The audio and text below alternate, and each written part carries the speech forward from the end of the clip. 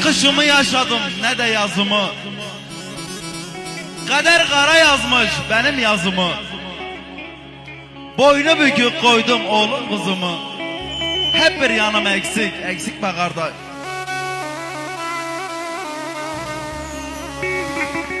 En güzel günlerim gurbet el aldı. Umudum hayalim hep yarım kaldı. Tükendi umudum hayatım soldu. Hep bir yanım eksik, eksik be kardeş.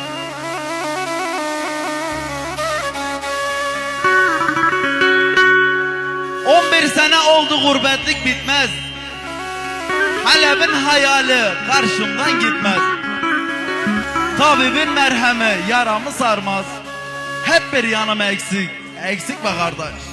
Hep bir yanım eksik, eksik be kardeş.